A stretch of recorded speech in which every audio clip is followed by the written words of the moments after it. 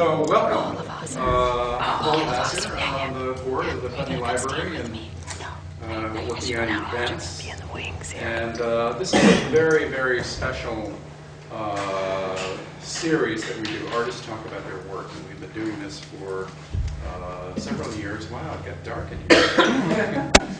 And, could you turn on the light over there for the recording? Just behind us? Yeah.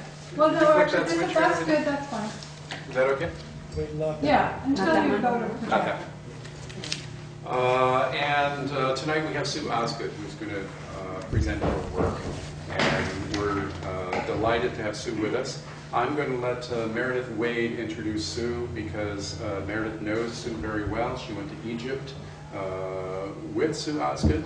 Susan Osgood, and she has been a fan of hers and a fan of her work. So I'm going to introduce Meredith. Who gets to introduce Susan? Here we go.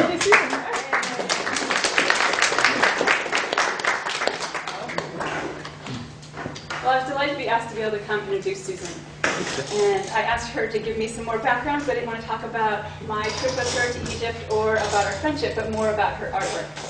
So Susan was born and grew up in Westmoreland across the river. She graduated from the Rhode Island School of Design and has received grants from the Pollock-Krasner Foundation and the Vermont Council on the Arts. Her artwork is exhibited and collected here and abroad. She's worked as an archaeological artist for the University of Chicago Epigraphic Survey in Luxor, Egypt for the past 26 years in the winter. She spends the winter there and the summers here. And she finds this work and experience of living in another culture a great source of her inspiration. In 2009, a retrospective exhibit of her work opened at the Egyptian Museum at Bonn University in Germany and traveled to the Museum August Kestner in Hanover, Germany in 2010. The show included 80 works on paper, ranging from her archaeological drawings to travel sketchbooks and 4 series of abstract paintings and monotype prints. Susan has had recent shows in Brattleboro in 2001 and 2005. Since '93, she told me to add, that I could add, she's had 14 shows in Germany. And her work is always on display, or you can find it at American Traders in Brattleboro. Her neighbors own that space, and so she always has work there if you want to see what she has currently. And in thinking about introducing Susan, I decided to ask my daughter, Jenna, who's known Sue, she calls her Sue, her whole life. But instead of asking her about Sue's work, or Sue as an artist, I just said to Jenna, so what do artists do? And I thought Jenna might say something like, well, they compose words into poems or lovely stories, or they use beautiful colors or objects to create images. And instead, she said to me, I think what artists do is show people something of their heart. So Susan's here tonight to share something with us from her heart.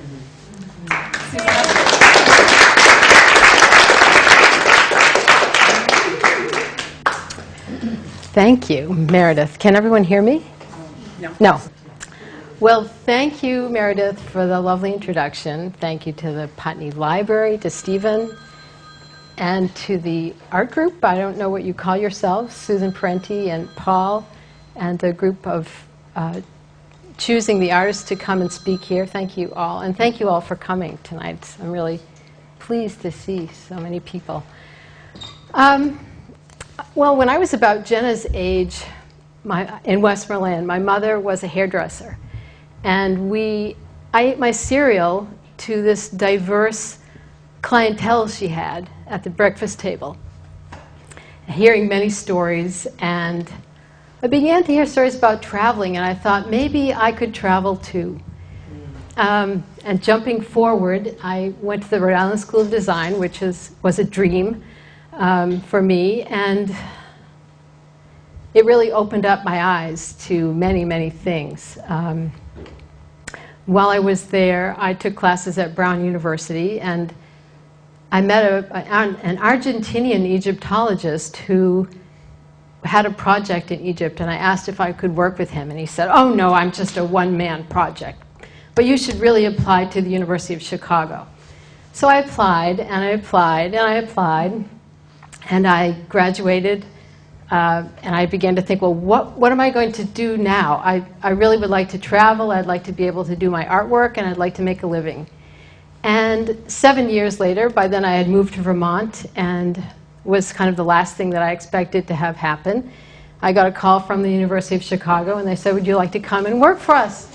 And I said, I can't. I'm moving to New York City. I had plans to go to graduate school, and I'm 2 days away from signing a lease. But I thought about it, and I thought overnight, and I talked to friends, and I said, I'm going to Egypt. So that was my equivalent of art graduate school, and I've never regretted it. It's been a truly amazing experience to live in a foreign culture and have a job that supports me while I'm doing that. The University of Chicago's project there is from the 1920s, just to give you a little background. I thought I would give you some slides of Egypt and then slides of my artwork. It's from the 1920s, the project is. It's a project that documents the hieroglyphs and scenes on temple and tomb walls. And it's about 20 people. We all live in a house that was built in the 1930s along the Nile. And this, okay, the first slide shows you the Nile River Valley. In the very far distance, you're looking from west to east. We're up on the top of a mountain, looking down into the Nile Valley, and Chicago House is far off in the distance there. That's the University of Chicago's house. And yeah, so this is our house. This is the building that was built in the 1930s. And it's kind of like, I've been to artist retreats, artist residencies like Yaddo. And this is a kind of Yaddo for me because my meals are cooked for me, my bed is made, I'm driven around. It's very colonial. We're driven around. We are, my laundry's done. Everything is done. I don't have to cook. I don't have to do anything. And so we work about 40 hours a week, and it's not your usual excavation. So I'll show you beyond the house. This is the gardens and my bedroom. And we call them sitting rooms, but I use it as a studio. And my balcony overlooking the Nile. And the tea room. This building was funded by Rockefeller money. And the James Henry Breasted, who started the project, really had a vision for this project to go. And we still have room for huge entertaining parties and fundraisers, and some of your tax dollars go to pay my salary. It's USAID funding, but we do a lot of fundraising. So the tea room, looking into the courtyard, the architect was a California architect, but he used Middle Eastern design. And the next photo is from the rooftop, looking across to the Nile and to the west. So we have kitchen staff, and they make Thanksgiving turkeys for us. So these guys are fabulous. I've been to many of their homes and watched their kids grow up, and they just love creating a Thanksgiving dinner for us. So that's the kitchen staff. And this is our dining room, and we usually invite all of the other archaeological excavations over for Christmas and Thanksgiving. So this is a full house. Christmas. We really do all of these holidays together, and as I said, there's 20 of us, and we live together, we work together, we socialize together. It's sort of like a second family. And our library, it's the best Egyptological library in Egypt, and perhaps second to the University of Chicago. It's a fantastic library that was it's continually being added to, but it's mainly Egyptological and having to do with the Middle East. The next photo. The wing of the library. We invite scholars and other people working in the field to use the library for research while they're in Egypt. And I can use it any hour of the day. So our process of documentation begins with a large format camera. This is our photographer. And we also take now digital photos. So it begins with his huge camera at the wall. We're working in 3 different temples at the moment. And next. The artists take the photograph to the wall, and this is me training our artist from Hungary, Christian Vertes.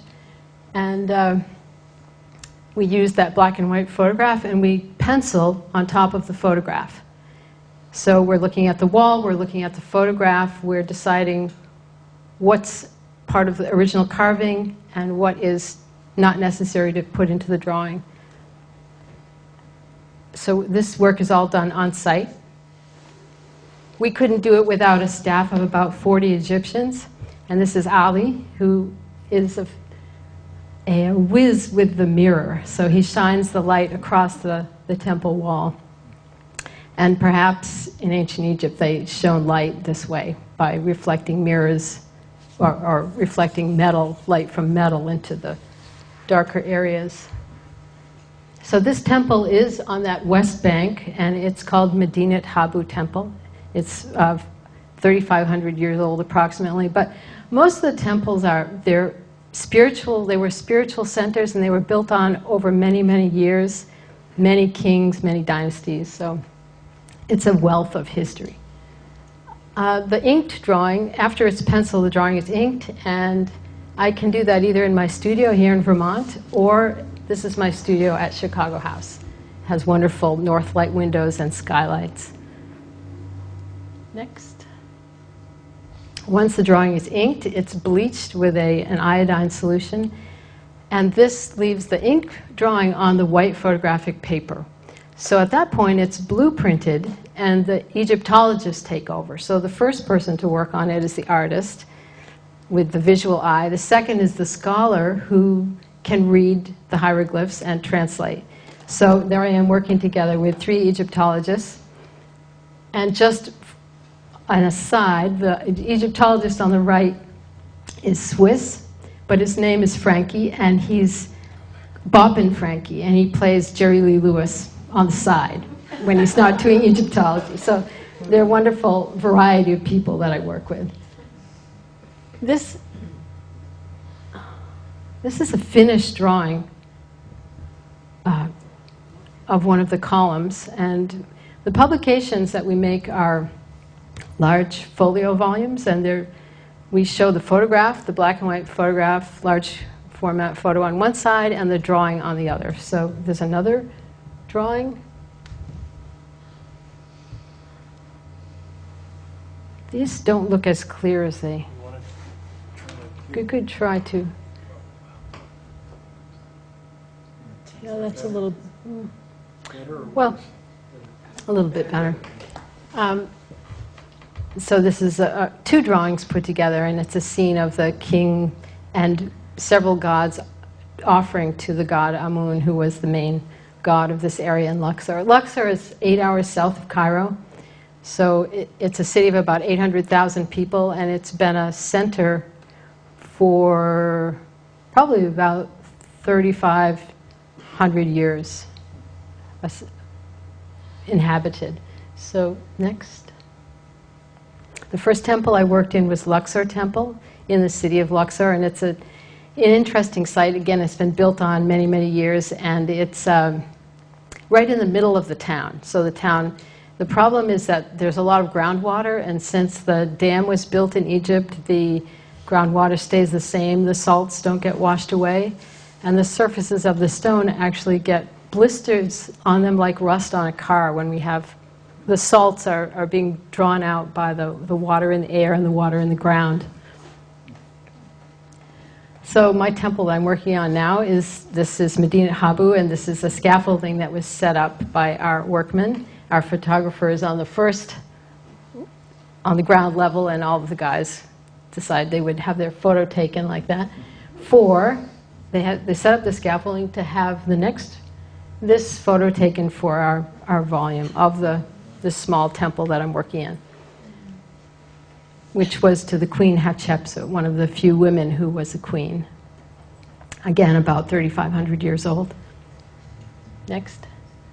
A view into the mountains from the temple. There was a huge mud brick wall built around the temple, and people later on lived on the wall, so there are houses. This is a good example of, at the wall, working with Badawi, who's the head workman there, wonderful guy, and the light, he's operating the mirror, so the light is raking across the relief on the wall. The relief is it's not very deep, it's only less than an eighth of an inch or a quarter of an inch, so a black and white photograph often looks very washed out. So we both use the photograph, and we, in a way, make the photograph do one better by drawing on it and then using what we need and getting rid of the rest, bleaching it. A few more photos of working. This is a Canadian artist who's working with us, sometimes the temples were reused, so the blocks have carving on several sides. So she's poking into a hole and drawing on one of the back sides of the stones. Another drawer, another artist from San Francisco who works with us. This was fondly called the bathtub. I had to crawl into a 9-inch crevice to draw this reused block. And I was on my back, and on my stomach, it was a different situation where we couldn't take a photograph, so I put plastic over the wall, drew on the plastic, and then the photographer shot that plastic, and then I continued our process as usual from that point. The winters are actually kind of cold, so I put this photo in to show you all the layers of clothing that I'm wearing. Next. We don't excavate, but we have done cleaning in this temple and found an offering stone. So these are our workmen moving the offering stone across to where it originally was situated. And a big part of the day is our second breakfast at the temple. So we all sit down together and have a really traditional Egyptian breakfast, which is stewed broad beans, bread, salad, sometimes pickles, and tea with lots of sugar. Some photos of the scenes from the temple. A king holding bundles of lotus blossoms. Very deep hieroglyphs. One of the kings, Ramses III, for this temple, decided he didn't want anyone to deface his carving or his presence, so he carved hieroglyphs that are about 4 inches deep into the wall. Although they did deface that one at the upper left. A beautiful face that has a little bit of red paint on his chin, and all of these temples were really brightly painted. And as an artist, I'm constantly looking for paint traces, and we do add those into the photograph. We have lots of conventions for how we draw. A gazelle, which also has a little bit of red paint left on it, just traces. And some of the carving, the faster carving was sunk relief, which is easier to carve, but this is raised relief, so it took a lot more time, and it is really beautiful in that it shows modeling within the figure.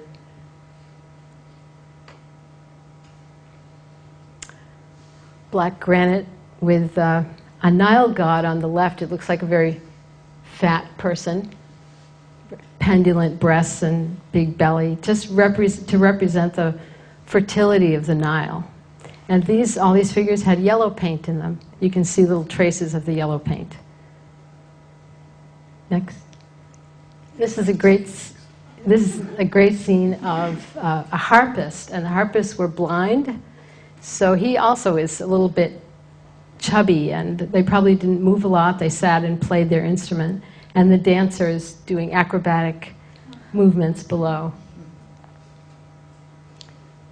A beautiful face of a king. That's sunk relief, but it has raised within, so it's a modeling within, which really describes the figure nicely. And the pendant coming off the back is a little bit wavy. You can almost sense of movement or wind. And then the curl of the snake on the crown is a beautiful shape. One of the big parts of being in Egypt is tourism. And presently, there's not as many tourists since the revolution, which is a very bad situation for Egypt. But in Luxor, the maximum sometimes is 10,000 people a day, and sometimes visiting a tomb that's the size of Stephen's office. So it's a big problem for Egypt. And you can't live with them and you can't live without them. It's that kind of situation. A beautiful light coming into the temple in the morning, and this is going into the inner part of the temple. It would have had a huge wooden door. And this part of the temple, only the priests could go inside, so it's just an amazing place to work every day. A statue that's on the outside of the temple, it's the goddess Sekhmet, who's the goddess of war and chaos, lion-headed goddess. Another project that I had was in the Valley of the Kings. There was an excavation from the University of Memphis that discovered the most recent tomb since Tutankhamun. And they didn't have an artist on their project, so I was loaned over by the University of Chicago to draw their finds. This is a scene of the Valley of the Kings, and this is the entrance to the tomb. They were finding workmen's huts, and they excavated around the huts and found a corner carved down into the limestone, and followed it down and found 8 sarcophagi, about 34 large vessels that came up to about my waist. That each of the vessels were filled with objects. Each of the coffins were filled with, there were no bodies, but they were filled with everything from natron to chunks of stone and alabaster vessels. A lot of termite damage. They didn't ever... Oh, that's a drawing. Oh, that is? Yeah. Oh. Oh, Wow. it's pretty vague, yeah. Wow. I don't think we can- Well, so my process of drawing was to draw all of the coffins in situ and take measurements. I couldn't touch anything. The wood of the coffins was like paper. And I had to develop my own drawing system, and it had to be quick because everything had to be taken out of this tomb due to, it doesn't happen often, but there can be flooding. So I was working, unfortunately these drawings aren't coming out on the screen as well as they should, but these are some of the drawings that I did in the tomb. So was this the one written up in, what's the Smithsonian magazine? Yes, it was written up the Smithsonian. Yeah, and also the Atlantic, I think, monthly. Okay, so there I am drawing. The coffins are behind me there. There's an alabaster vessel. There's everything that had anything to do with someone very royal's burial was put in this cache, and they still don't know who it is. So the interesting thing was that my job was to look for the art historical clues, the curve of an eye, the shape of an ear. All these could tell the historians when this dates to. So, and many of these coffins, there's hardly anything left of them. Once they were moved, they were destroyed. They were conserved afterwards, and the conservation was, I'm sorry to say, it was Egyptian conservation, and it almost brought tears to my eyes to see how they ended up. So after the fact, my drawings are all that's left of some of the things.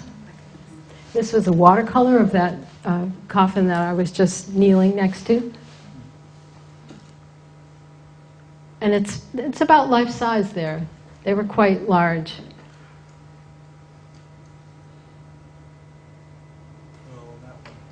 Oh, sorry, another black and white. Yeah, well, here's... Years. This was one of the most beautiful coffins, faces. I think that Egyptian art was the beginning of Cubism, because really they tried to show everything in one scene. And these ears, these huge ears that are pulled out in front, ears are very important. You know, you take in the world through your ears, and they really decided that it should be that they are sticking out to the side. as I drew this, I noticed that each corner of the mouth was different, each corner of the eye, each nostril. It was very delicately carved and so human. It was such an honor to be sitting there with this object and drawing it. For the exhibition that I had in Bonn, Germany, it was huge. Both spaces were huge spaces. So I did a life-size painting of this coffin, which is about 2 meters, so 2.5 yards high.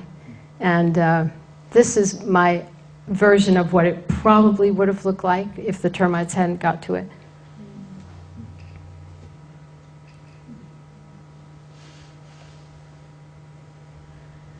So that was the other side of this mountain, the Valley of the Kings. Now we come forward again.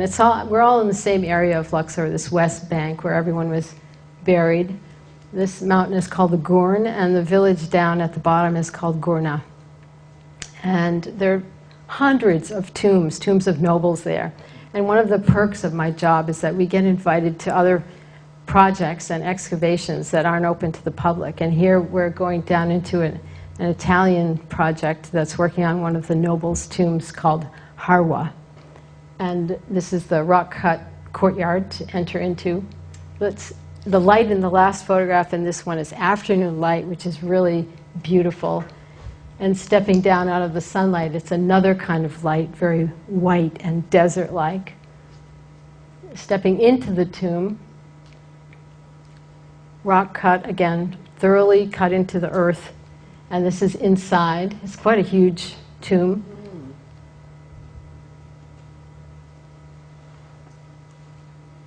And this is a beautiful carving on the outside into the limestone, showing these two men herding this bull. It has lotus blossoms dangling around its neck, and the gentle hand that comes up to touch the haunch of the bull from behind, and he has a stick in his hand. And the man in front, you can almost see his motion with his wig moving out behind him and his foot up off the ground.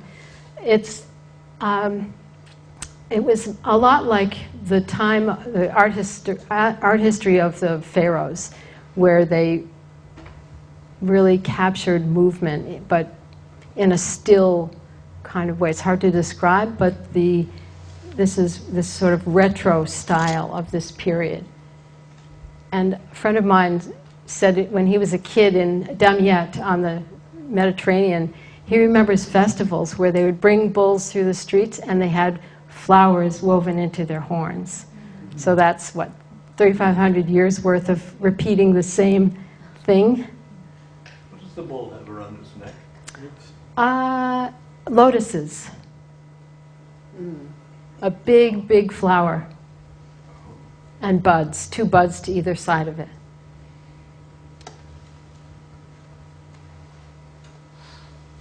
With the style, are you able to tell what dynasty it might have been? Yes, they know the name of this person, yeah, and they knew the date and everything. It's probably, again, about 3,500 years ago, roughly. This tomb is another one in the same area called Ramosa, and it was carved like this and not painted, but only the eyes were painted. The eyes were modeled, so it's just a very smooth surface curving for the eye, not crisply carved like the rest of the figure. And they painted in the eyes, which gives this really dramatic effect. The wig is a plated wig, and you could see where people have touched it. It's sort of blackened at the bottom of the wig where they've touched the limestone wall. And again, they're holding lotuses. So a project that I had this spring was in one of these tombs. A guy named Zickuhr, he was a steward, and again, about 3,500 years ago. And I worked in there by myself with Egyptians. So it was a fantastic time to be culturally immersed. And just as I started, Tunisia was overthrowing their government. So every day I was sitting in this tomb by myself, outside actually, working, drawing, and talking to my workmen, up over my head in Arabic.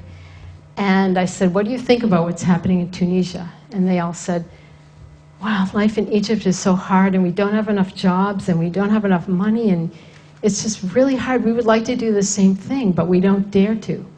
And then 2 days later, it was happening in Cairo. So it was a really exciting time. We had, as I said, we're 8 hours south of Cairo. We only had 1 day of stone throwing, riots in the streets, windows broken, rock throwing, crowds, tear gas, actually, my first experience with tear gas.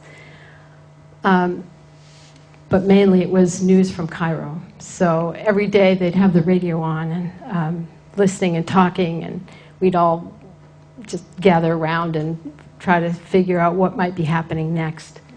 So this was where I was working, and up above the little hut with the green trees next to it was where I would go up and have tea. So there I am talking. Each excavation, each project has a antiquities inspector who usually speaks English, and then we have guards. So this man is one of the guards. So we were just chatting. I told him that I'm going to start working here, and we were chatting there.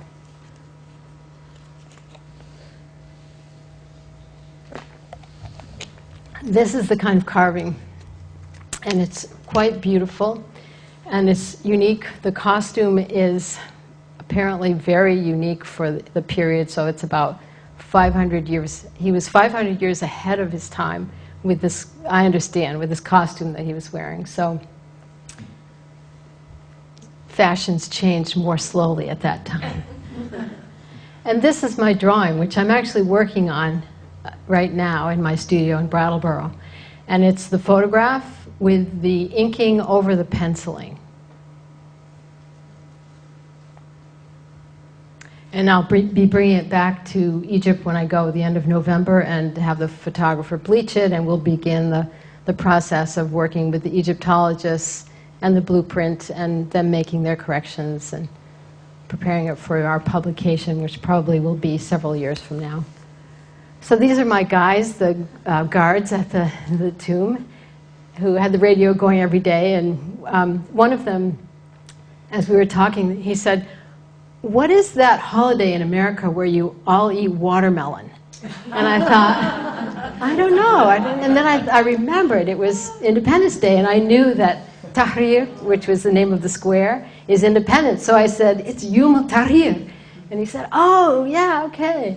So there's always wonderful conversations. Looking back towards Luxor from this area, this is what I see, and this is another temple to Ramses II, and that's where Ozymandias, the huge head, still lies fallen. You can stand with 1 foot in the fertile green soil and 1 foot in the desert, and that's where the Nile used to flood up to. There is an actual head of Ozymandias? Yes, there is, yeah.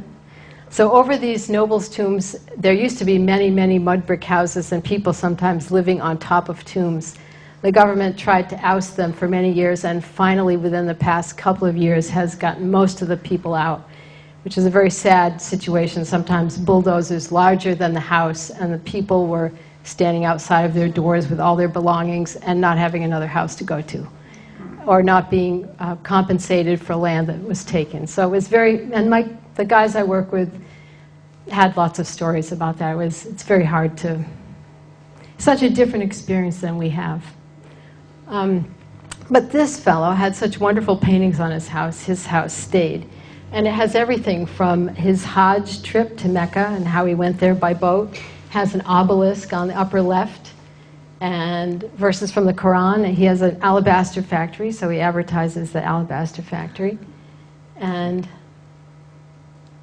women with vessels on their head. It has everything.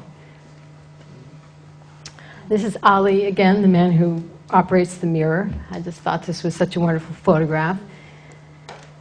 Gentle soul, he's kind of like my uncle, and I've been to his house many times. I've known his kids since they were little, and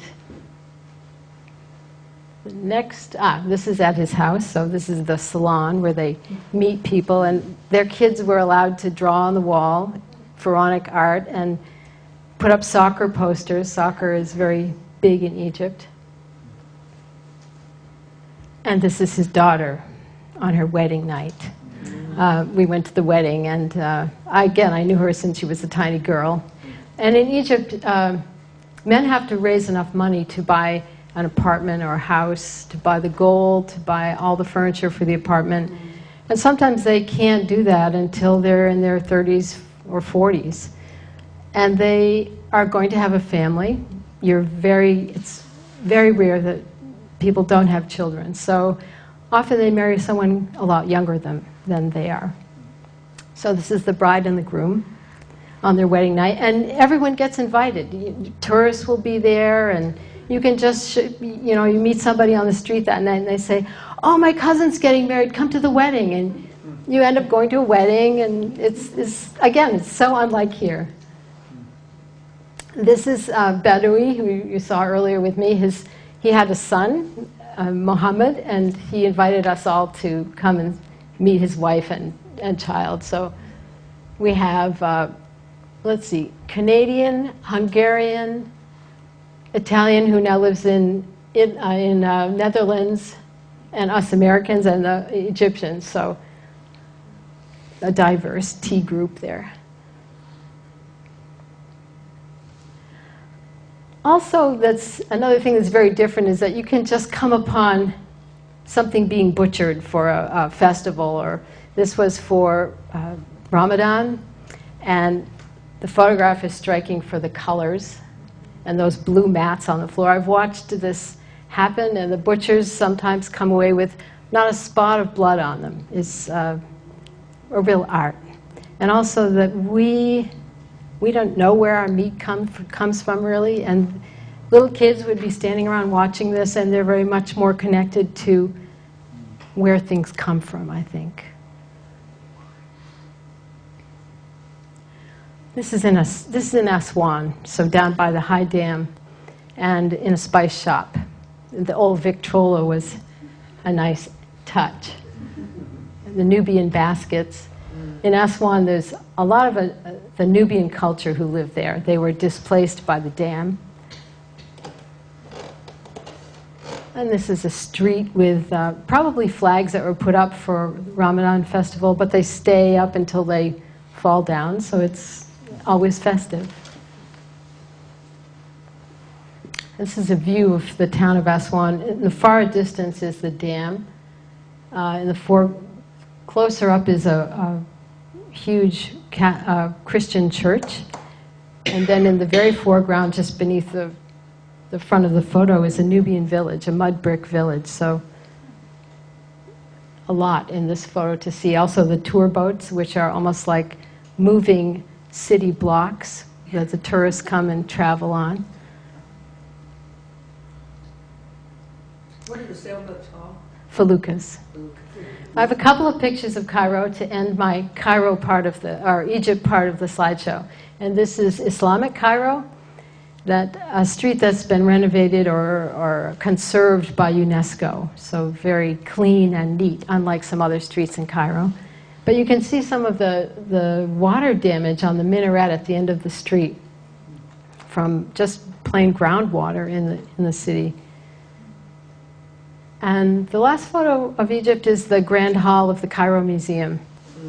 Such a building that was built in the 1800s, and they're building a new museum out by the pyramids that I will be sad to see open, because this is such a fantastic collection, presented almost with period cases and sometimes no name tags, or sometimes name tags in French, but I feel that it's a place that you can just look and find new things every time you go. It's a fabulous place. So this begins the art part, and I've put in, this isn't the good photo, but sorry to say, these are a couple of paintings from the early 1980s, when I was painting images, imagining archaeological excavations and painting them. This is 68 by 80. It's titled Excavation 1, and it's oil on canvas.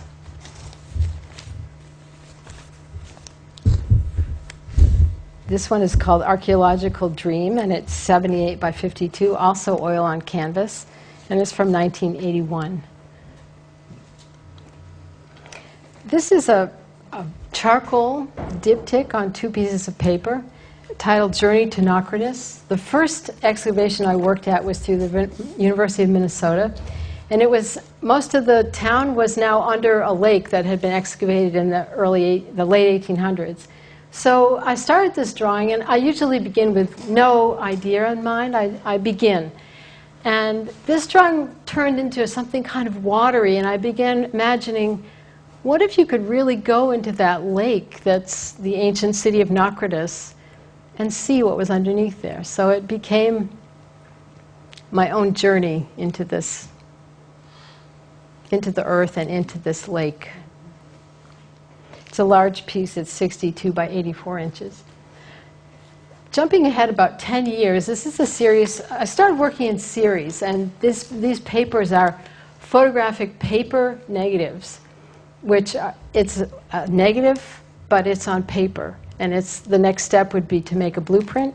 They're a byproduct of the University of Chicago's studies and documentation of graffiti in the temples. And the graffiti, the ancient graffiti, is on this paper. I would start with these papers, which are these beautiful colors of almost eggplant or earthy browns, and I was given some pigments. A French artist who left Luxor said, here, take all these materials, I'm leaving and I'm not coming back. So I had these pigments and I had these papers, and I began rubbing the pigments into the papers. And it was a very different way for me to work, to have something already on the paper and either decide to obscure it or to use it as part of the composition. This is about 21 by 20 inches. It's also the first work that I started without a rectangular square, an asymmetrical shape. So this is a series of 20, but I'm showing you 4 from the series. And I worked on them over a year, from 1995 to 96. And the ancient graffiti could be, it's not profane like ours. It would be records that were put in the temple because they would last forever. So it could be the height of the Nile. It could be a legal document that someone either painted or carved into the wall. This piece is 20 by 19 inches. And this last one is 26 by 20 from 1996. With those same pigments, this series was from 1994 to 2004. I titled them Egypt Drawing, or Egypt Drawings, and they're all 20 by 24 inches. And they range, as I said, from 94 to 2004. This is from 2001. And this blue pigment is from the souk, or the market. And I think they use it for bluing for fabric, but there are these piles of this blue, brilliant blue pigment that was just riveting. The papers that I'm working on here are rice paper, so it's a little bit transparent, and I worked on both sides, so sometimes it almost looks like a palimpsest of something coming through the paper. And I used ink on some of them as well. So ink and these powdered pigments, rubbing the pigments into the paper.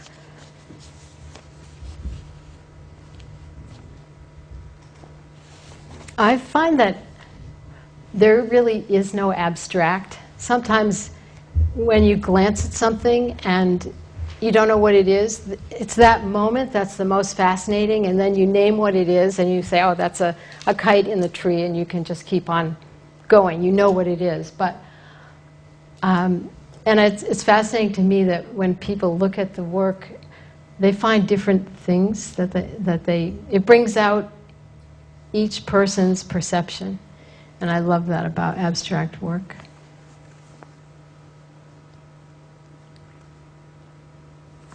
I was surprised at how the paper could really be reworked. It was thin rice paper, and if the drawing started to fail, this one in particular, I put it in the bathtub and I just put the water on it and then started over again. And it was just surprising that I could get that much out of such a very thin piece of paper. And also that the final piece, to get such depth on a two-dimensional flat surface, is continually amazing. This was a very quick one. I touched my fingers to the black pigment. I touched the pigment to the paper. It slid down the paper. And I said, I can't do anything better than that. I'm done. I just stopped. Some of them don't have to make it into the bathtub or anything.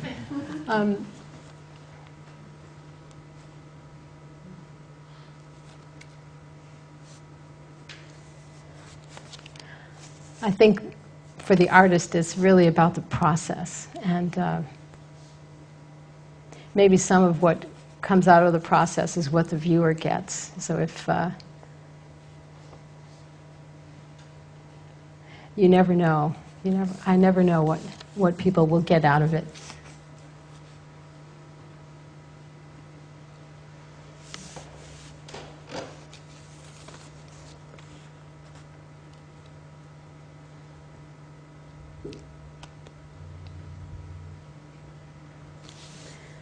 I've had some people say, not about this work in particular, but, oh, I'm frightened. It makes me frightened. And then the same piece, I've had someone say, it reminds me of my childhood in Venezuela when we used to play with tops. So at the same piece. So it's fascinating that people bring to it what they will.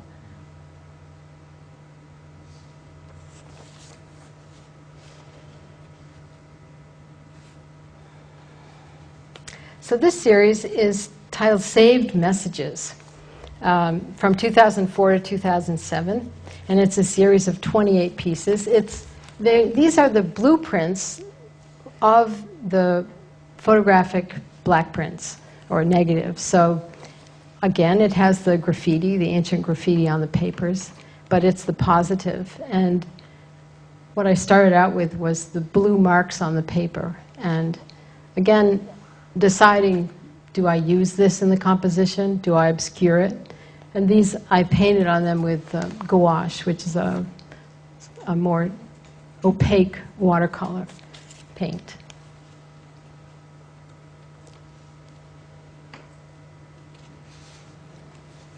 The little feet it's Roman graffiti. When the Roman soldiers came through Egypt, they would stand on the rooftops and carve around their feet as a sort of "I was here" sign.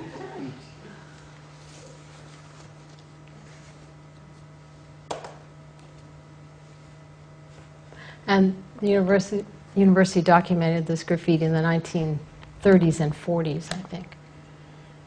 This one almost looked like a tomb or architectural structure, some kind of entrance. It's 10 inches by 25 inches.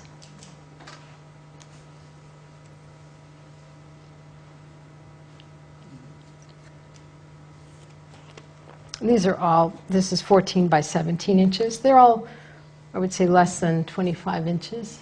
And almost all of the papers have the graffiti underneath the paint.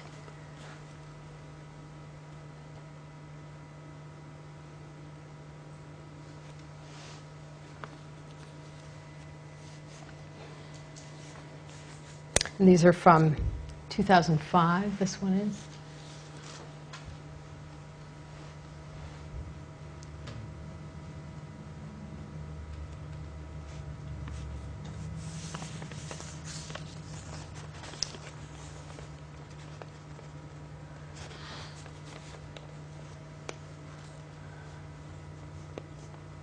Again, another almost architectural piece.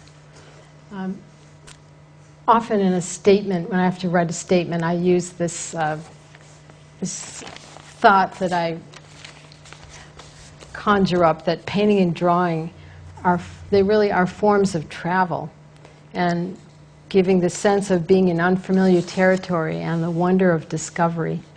And I think that's what painting is for me, really, that it's almost like arriving in a city and deciding not to have a map, but see who you'll meet and what corner you'll turn and find a whole another world or what you discover. That's why I prefer beginning without a sort of a map or idea and seeing what comes from within. And there's a quote from an artist named Chris O'Feely to compare oil painting and drawing. And he says, in painting, there's a kind of oceanic lift and moonlight depression just to get the thing to move at times, whereas a drawing is like the wind brushing a leaf along the ground. And I found when these papers came up, the blueprint papers and the black print papers, that I started to paint on canvas less. And it became a little harder almost to that oceanic lift of getting it to move. But working on paper just seems so much lighter and more direct. These are about 20 by 24 inches. This one with this solar boat in the middle of it, I thought, I couldn't really use this. It just seemed so real to me. And then I did. It turned into another shape.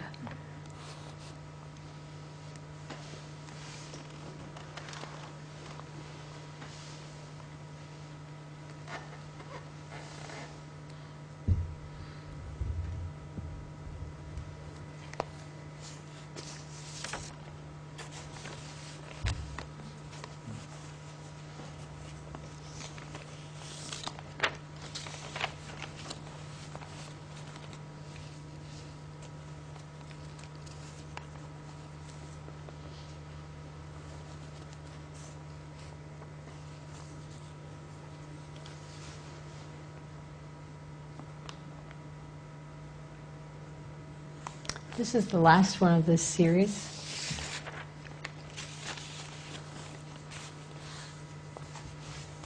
I think I like to create an atmosphere with paint. And especially with gouache, it's easy to have something underneath and then paint on top of it and be able to see both layers. Are all of these gouache that we do? These are, yeah.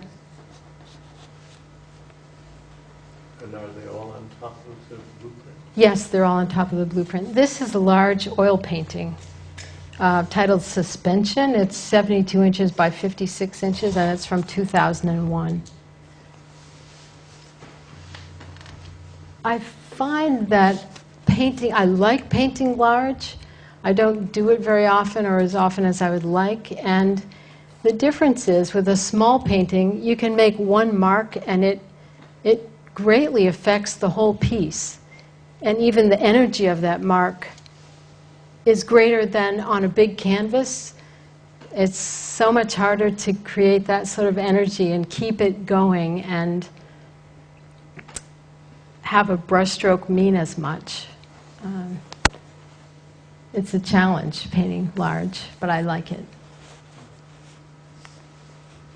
These are small. This is a series titled Zickuhr, which is, it means a ritual, a repetition, a religious repetition that brings you closer to yourself or closer to God. But I think these are, for me, it's a series of about 38 paintings, and they started in 1999, and the most recent are this year. For me, they're almost like practicing the scales on a piano, where you sit down, you start something, you try it over again. And these, I applied the paint with sticks and with my fingers and with brushes and steel wool, and I scraped it away and put it back on. And in a way, they could be large paintings. I think they don't really have a scale to them, and I like that about them as well. And they're a lot about the interaction of color.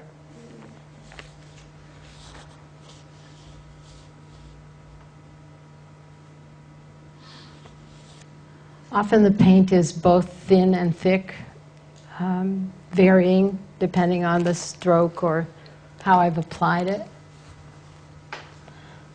Wow, that's a really saturated picture, but it's a little less bright red than that.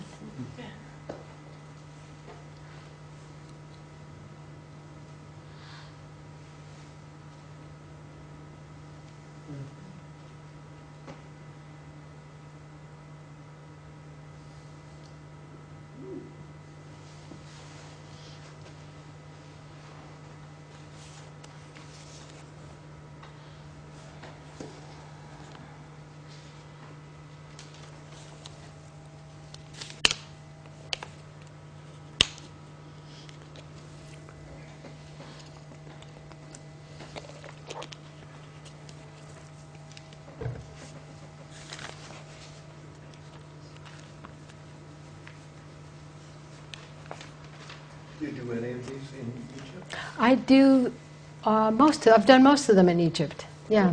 Not the large. These little ones, most of them have been in Egypt. The large pieces are here. I do suitcase-sized work for Egypt.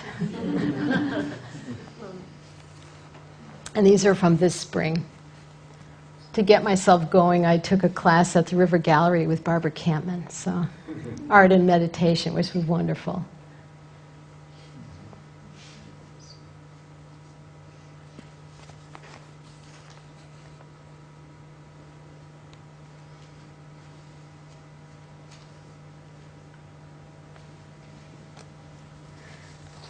This is the last of those 7-inch by 5-inch paintings on paper.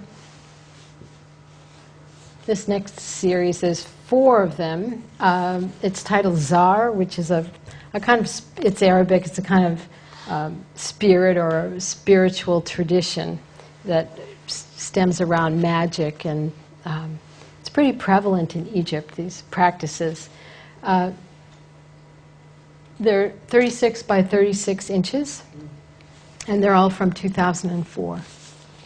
Usually when I return back from Egypt, Vermont is still spring, but I get to see the green coming. And I don't usually paint with green, but this is a very green painting. These are oil on canvas. I can keep moving them until it gets to be a composition that I like.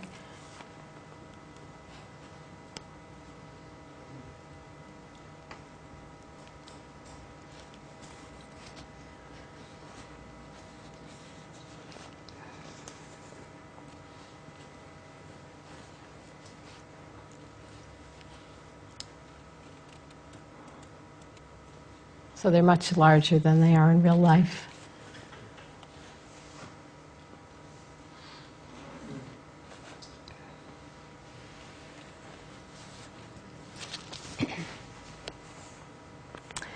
In 2008, a friend of mine convinced me to go do printmaking with her, which I hadn't done for about 30 years. And the intention was to have fun. And we really did have fun. And I just used yellow and black, and I did diptychs. I would start with 1/2, run it through the press. These are monotypes. I'd have 1/2, and then I'd begin with the second half to see what would go and complete this picture. So it was a real challenge. These are titled From Here to There, thinking of the 2 halves of the monotype. And it was so amazing. I'm working with yellow and black. I've been painting for 40 years, and I'm mixing the paint on the palette, and suddenly I see green. And I said, wow, I have green. You know, it's as if I never had mixed paint before. I loved getting back to square one. So you're rolling the yellow on? Or? Rolling the yellow on, yep. And there, you don't see it. The white is the white of the paper. Yeah. And the black is usually with a brush. And it is 2 halves of paper fitted together, so.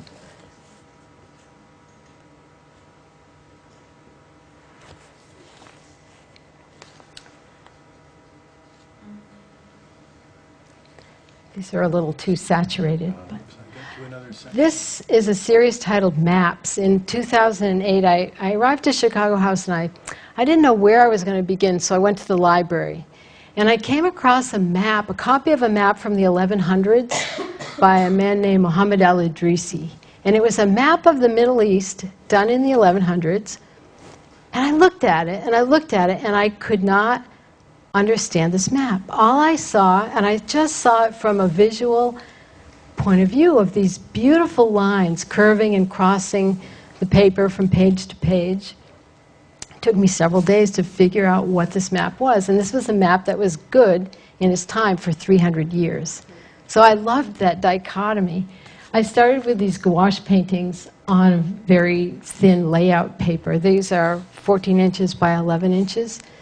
And using those dancing lines and creating my own maps.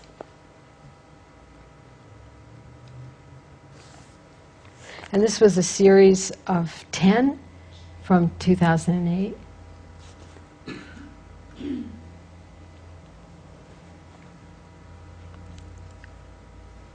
And did I say they're gouache? So again, the watercolor on paper. They almost became kind of internal maps or something. These look very organic.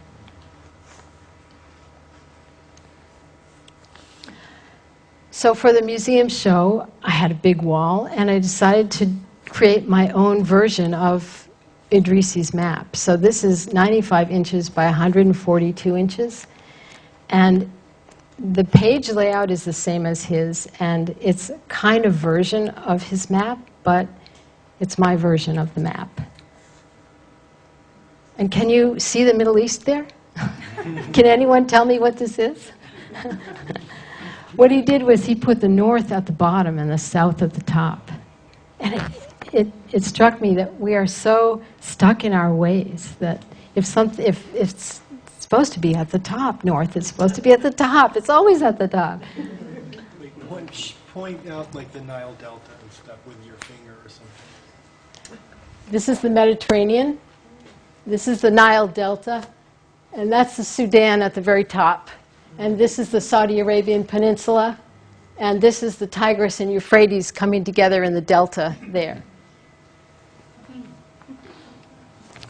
So this experience of discovering the map has been my muse for the past 3 years.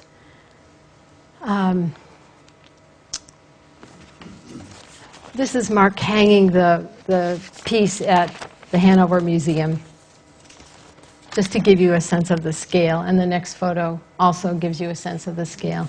And those are the travel sketchbooks in the little windows beneath.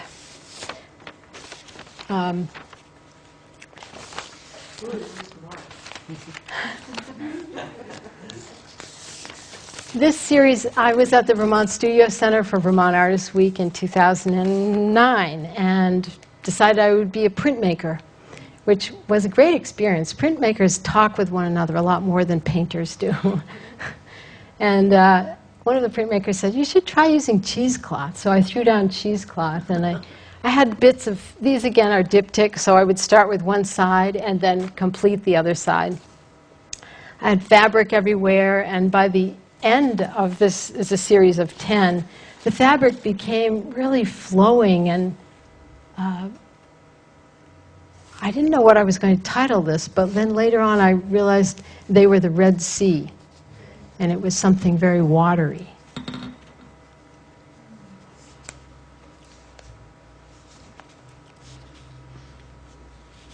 They look like organisms floating in the water.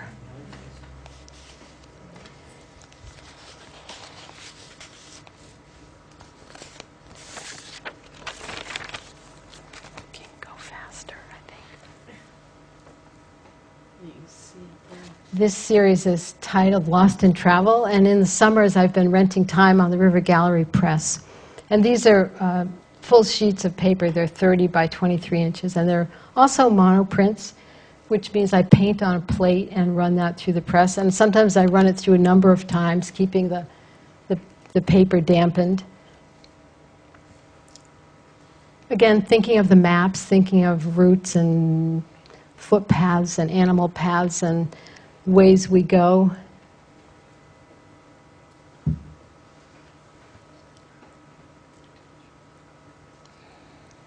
It's a series of 14 pieces. And these I did in Egypt last winter. It's Indian paper, handmade paper, which has a wonderful texture. And again, they're diptychs, so I can move them around and again, map ideas. I think with the diptychs, I can surprise myself and make it not, I can catch myself off guard. I think after painting for 40 years, I can get into a slump of a way I work, so I'm trying to always surprise myself. This one reminds me of a camel.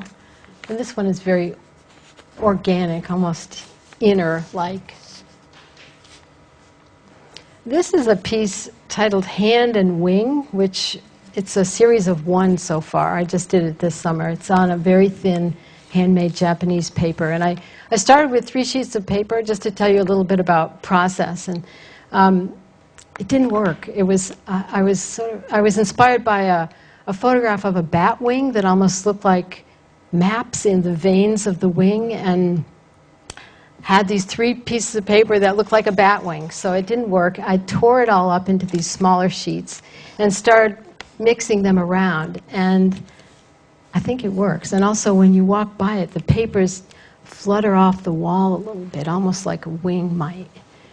And I'm thinking also in terms of maps that we're losing our bats. Maybe we might need a map for some things like that. This was a series I did at the River Gallery, which I titled Flux. It's monotypes again. There's 8 of them, and they're 14 by 11 inches. I think the map has reintroduced line into my work. I was some of the earlier pieces, also the graffiti too, very atmospheric, and now I think line is coming back.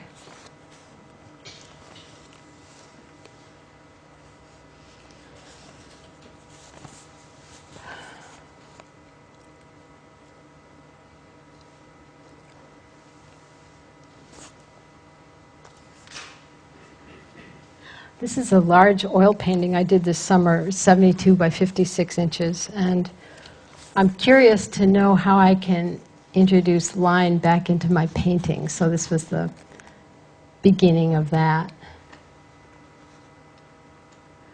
And these are a series of 2 so far. It's titled Map of Water. And I was thinking I was going to do a very large rectangular piece, but then I remembered one of the graffiti pieces that I wanted to work with again. So these are monotypes. It's 5 pieces of paper put together. So I run each piece through the press, and then it's even more of a challenge because I have to match them up, and it's 60 by 66 inches, so it's quite large. The process is to paint on a plate and then run that through the press a number of times. This piece led me to the second piece, which in 2009, one of my colleagues was found dead in the Nile. It was a very traumatic experience, and Chicago House is kind of a diplomat in Luxor, and as one of the senior artists, I was asked to go and help the husband during this process. So I went and I helped him identify the body. I'd never done anything like this before. And in Egypt, there are no funeral services. So this piece is the one I'm talking about. So I ended up washing the body and preparing it for the burial, which happened that evening. I did some drawings at that time to try to make sense of this experience. And I put them away. And this summer, when I was working on this print, I had the first 3 monotypes across the bottom, which are all blue, very watery. And that figure came back to me. And I haven't worked with figures except for the illustration, for 30 or 40 years. And I decided I could now then deal with this and put this figure into this watery space. And I did a dry point etching on top of the monoprint, which is to etch into plexiglass, ink that, and then run it over the monotype. I really wanted it to be, go beyond what my experience had been, to almost be mythological, this figure in a watery world that maybe stretches from the skies down into the depths of water. I think maybe, can you see the figure across the bottom three pieces? So this is the end of my slide talk. I'm ending on a very intense note, but I hope that this gives you an idea of my whole experience of my worlds in Egypt and in Vermont. Thank you so much.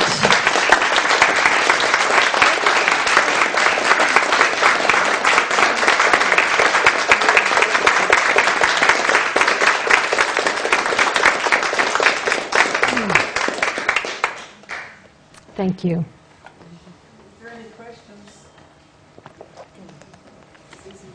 Sherry. I'm curious, when you're doing the drawings of the hieroglyphs, as you said, some of the carving points recede, some of them come forward. How do you represent that in your drawing? Do your drawings have tone to them as well? Or? Every now and then, the tomb that I was working at, that was the last. It's the figure with the zigzaggy water going in front of him. That has very sheer garments across his figure, and the arm is just modeled. It's not it's only carved in modeling. So I've done stippling for that. So we represent it, but only if it's really not carved, but just modeled. So we represent that by stippling. Kit. Susan, I'm wondering how you deal in your head with the phenomenon of time. In this country, our awareness of time at most is 300 years. Most of us have an awareness of time maybe back 150 years. And most of us, it's shortening, have an awareness of time 5 minutes. We're, for decades, have been exposed to 3,500 years of time and being immersed in it. So that's one thing. But then the other thing is you get jerked back into this time frame, and this attitude towards time. Has this twisted your head? So the question is, how do I deal with the time? It's a very big question and a good question. I find that the culture shock is more at this end.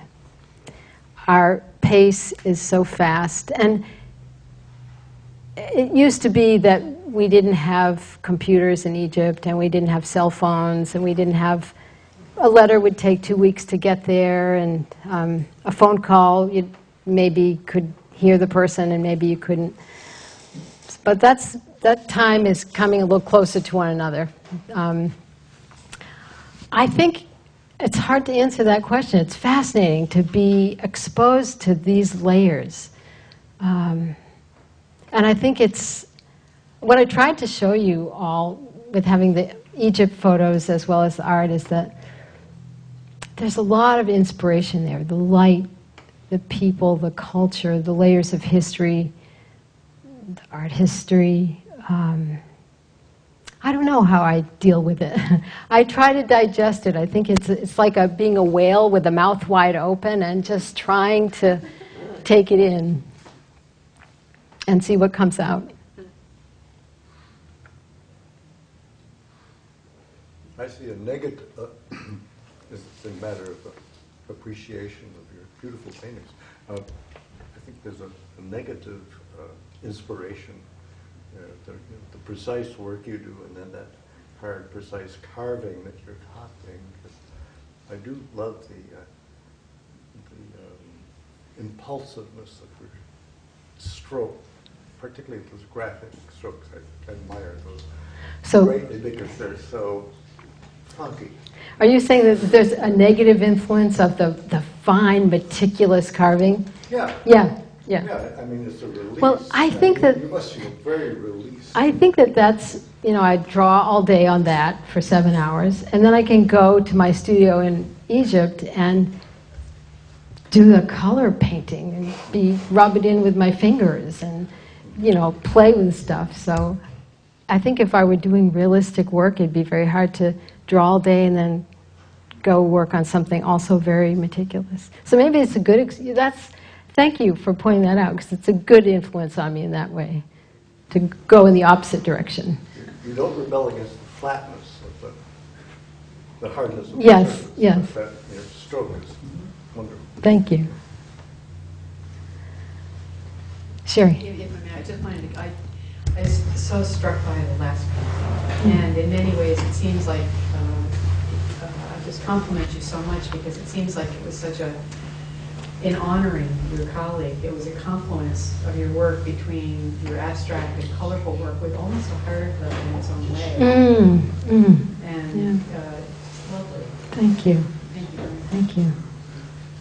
I found that experience to be both initially almost shocking, and at the same time it morphed into a very loving experience to put a body to rest, and I would definitely do it again. We don't have that touch with death here. I think just to not have funeral parlors, and that the family does everything. We've gotten far away from that.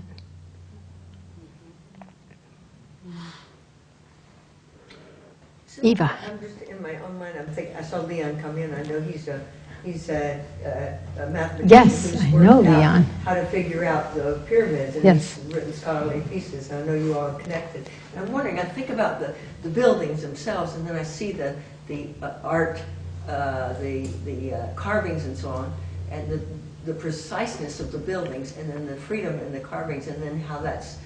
Have the buildings themselves influenced your art in a way that it seems the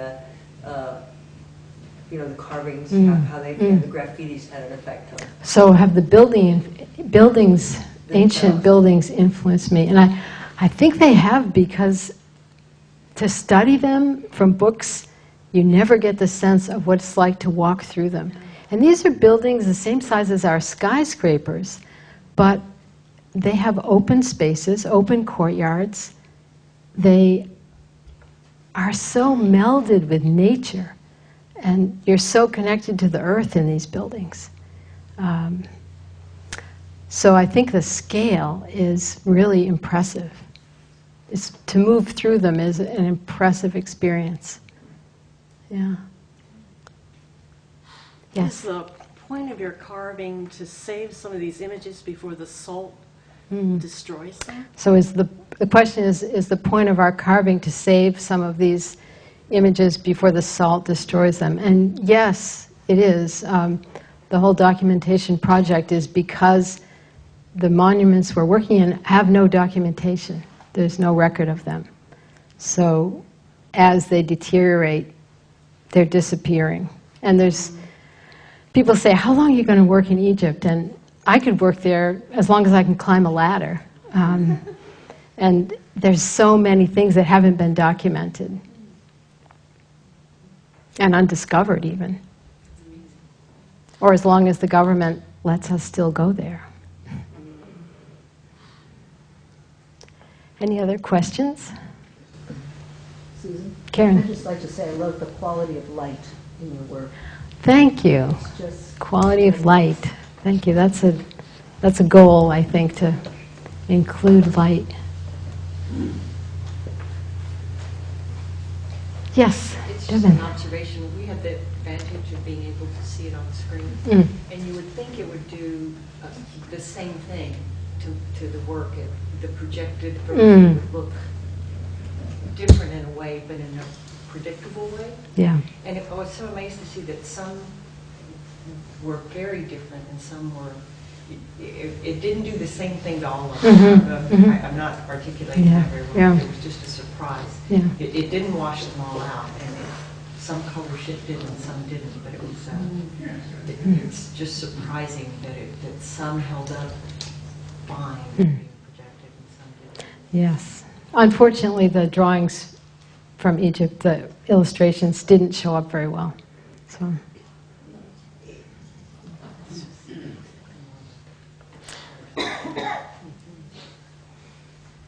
Yes.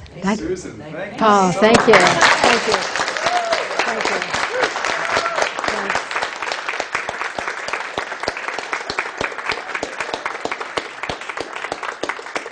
Susan, thank you for this gift of sharing your Thank work you. with this community. It It's truly my is. pleasure, really. Thank you so much.